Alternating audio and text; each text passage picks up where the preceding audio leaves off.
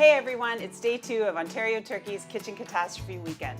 I'm Emily Richards, and I'm going to show our winning teams how economical and delicious Ontario turkey can be. We have our second team with us, Christine and Kaylie, and we're going to cook up a delicious Ontario Turkey Adobo with potatoes and peppers. Are you guys ready to cook? All set. So, what do you think, Christine? Anything going to fall on the floor today? I hope not.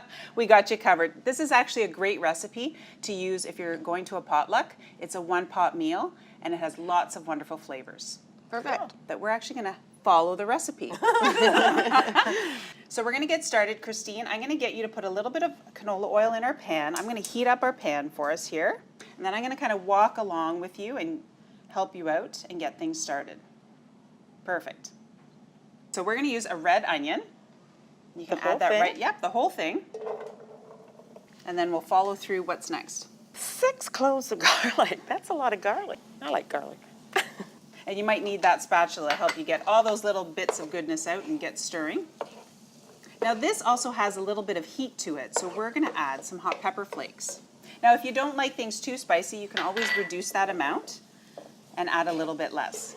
Once you've roasted that turkey, you can set aside the leftover and then incorporate it into the recipe. Kaylie, if I can get you to pass over some of those bowls here, Sure. We can go through, because we're going to add all of them, and it really builds the flavor. So do either of you know what adobo is? I was going to ask you, actually, and I'm wondering what nationality it is. It's actually a Filipino stew, and it has a lovely combination of sweet, salty, and heat, and that's what we're going to create. And the turkey will absorb that sauce beautifully and create a lovely flavor. Sounds good. You pick up the bowls and I'll let you know what you're adding. That's the easiest way. Okay. A little bit of vinegar, and then you can go ahead and add the lime juice. This adds a nice little bit of fruitiness.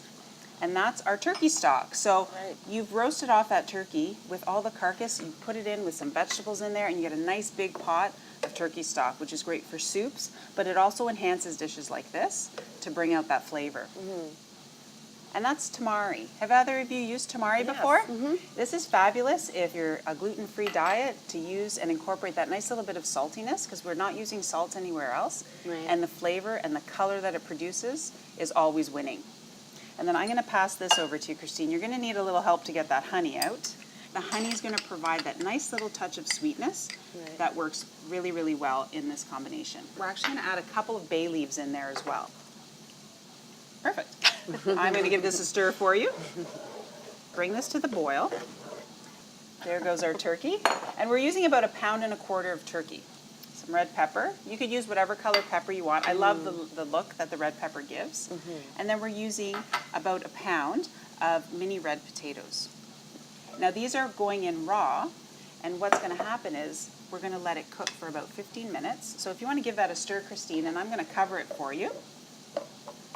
Once it's simmering on the stove for that 20 minutes, if you wanted to get a salad together, or if you wanted to set the table. So right now you're just really waiting for the potatoes to cook because everything else is And that's good why to go. and that's why using these mini potatoes are perfect, because they don't take very long to cook. All those flavors we put in the sauce, both the potatoes and turkey are going to absorb it, and it's going to be amazing. Can you smell that? Isn't it amazing? I'm going to finish off this last spoonful for you, Christine. There you go. Thank you. We have some fresh cilantro, so if you want to garnish it up a little bit, that nice little burst of freshness. Do we have to use cilantro? You don't have to. I love cilantro, so I love too. using it. But if you have family members, or if you yourself don't like cilantro, you could totally use parsley. Yeah. Even a little bit of fresh basil or mint would be lovely on this. It just works really nicely because it's stewed away.